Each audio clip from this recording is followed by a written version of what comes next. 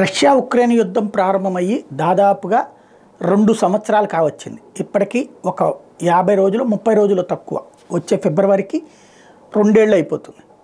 Israel Hamas war ప్రారంభమయ్యి 100 రోజులు 3 నెలలు అయిపోయింది. 100 రోజులు పూర్తయిపోయింది నిన్నటితో. ఇవాళకి 101వ రోజు. పరిష్కారం ఏమైనా ఉందా? హమాస్ తీవ్రవాదులు బందీలను వదిలిపెట్టరు. అదే సందర్భంలో ఇజ్రాయెల్ యుద్ధం ఆపదు. ఇజ్రాయెల్కి తోడుగా అమెరికా, యూరప్ దేశాలు ఆయుధాలు ఇస్తాయి.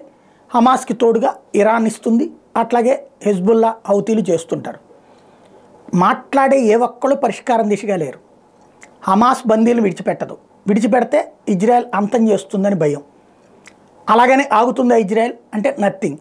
మధ్యలో ఉన్నటువంటి బ్రోకర్లుగా వ్యవహరిస్తున్నటువంటి ఈజిప్టు లేకపోతే ఖతార్ లాంటి వాళ్ళు వాళ్ళని విడిపించడం ద్వారా శాశ్వత పరిష్కారం తీసుకురారు.